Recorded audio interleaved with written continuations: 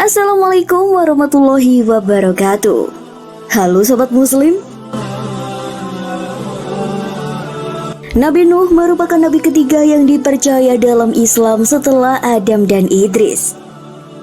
Jika Adam kuat melalui cerita peristiwa hukum memakan buah khuldi dan pembunuhan Kabil terhadap Habil, maka Nabi Nuh kuat ceritanya peristiwa banjir bandang, bahteranya, dan istri serta anaknya yang ingkar.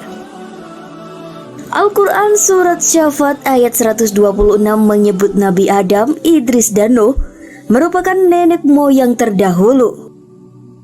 Di dalam kitab tafsir ilmi mengenal ayat-ayat sains dalam Al-Quran menyebutkan, Al-Quran tidak secara spesifik menjelaskan letak pemukiman kaum Nabi Nuh.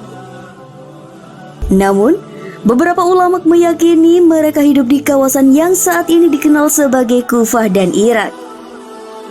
Al-Quran Surat Hud ayat 44 hanya menyebut lokasi mendaratnya bahtera Nabi Nuh yaitu Gunung Judi.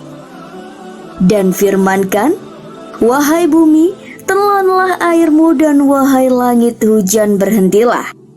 Dan air pun disurutkan dan perintah pun diselesaikan dan kapal itu pun berlabuh di atas gunung Judi dan dikatakan binasalah orang-orang zalim.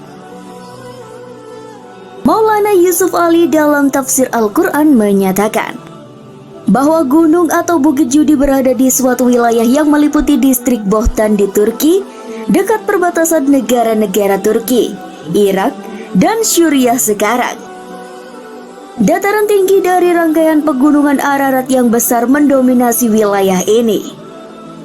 Dalam agama Abrahamik, bahtera Nuh adalah sebuah kapal yang dibangun di atas perintah Tuhan yang menyelamatkan Nuh serta keluarga dan kaumnya yang beriman dan kumpulan binatang yang ada di seluruh dunia dari air bah.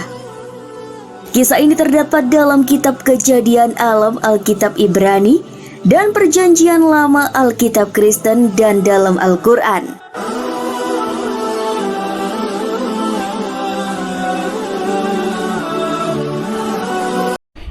Tapi sebelum lanjut, Mimin ingetin untuk like dan subscribe-nya ya.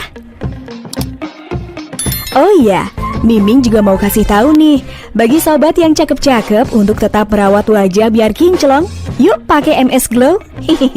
Ingat, beli yang ori ya, jangan tergiur harga murah. Linknya Mimin taruh di deskripsi bawah ya untuk produk MS Glow originalnya. Banyak promo loh. Oke, lanjut.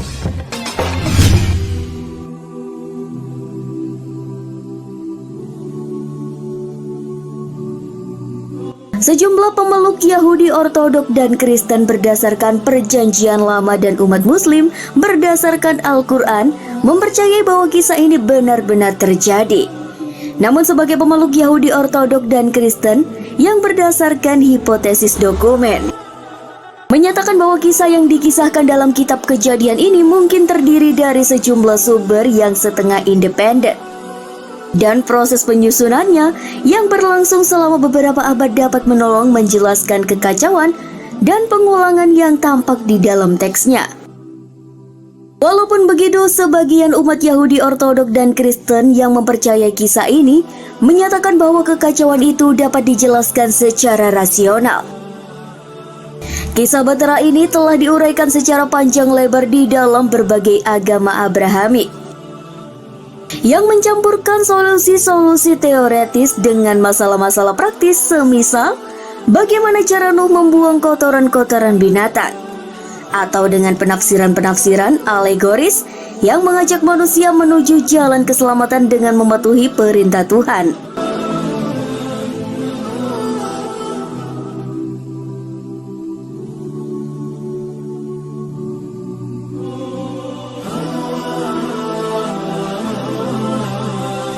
Nah, bagaimana Sobat Muslim? Semoga informasi ini bisa bermanfaat buat kita semua ya. Jangan lupa untuk selalu klik tombol subscribe dan aktifkan tombol lonceng notifikasinya supaya kalian gak ketinggalan berita dari kita. Terima kasih dan wassalamualaikum warahmatullahi wabarakatuh.